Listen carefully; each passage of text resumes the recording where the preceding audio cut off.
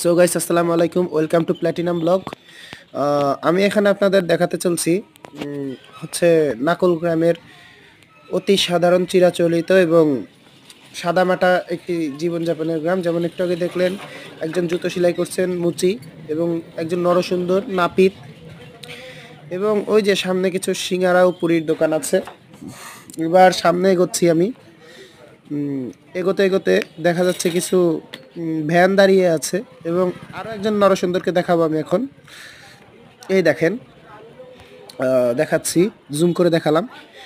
So সামনে এগোতে এগোতে দেখা যাচ্ছে আজকে হাটের দিন ছিল, তারপরেও এখনও হাট পুরোপুরি বসেনি, হাট পুরোপুরি বিকালবেলা বসে, এবং যথেষ্ট ভিড় ছিল। এবং ওই দেখুন একজন বৃদ্ধ লোক, সে শাক বিক্রি করছেন। এবং আরেকটু এগোতে থাকলাম, এই দেখুন একজন পুরিওয়ালা মামা পুরি সিঙ্গারা বিক্রি করার জন্য তার দোকানে গেলেন, কোথাও হয়তো গিয়েছিলেন এবং সেখানে আবার গেলেন।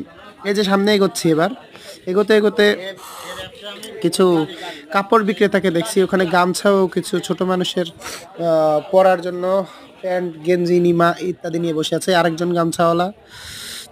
এবং সামনে মুদির দোকান দেখা যাচ্ছে, এবং এগুলো হচ্ছে বাঁশের ঝাঁকা বলে।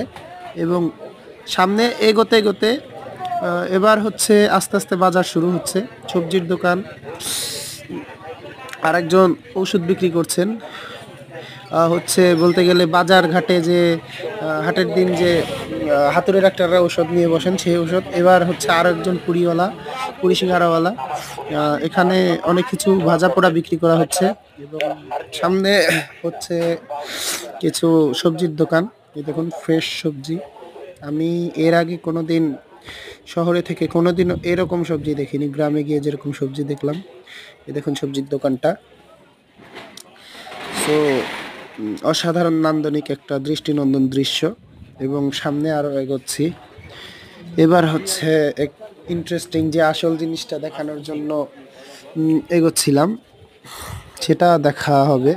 এই যে একজন বাইরে কিছু মিষ্টি নিয়ে বসে আছেন, এবং সামনে এখানে পান বিক্রি হচ্ছে, এবং তার থেকে সামনে মশলার দোকান, সবজির দোকান, শুকনো মশলার দোকান, তারপরে আরও কিছু কাঁচা বাজারের দোকান।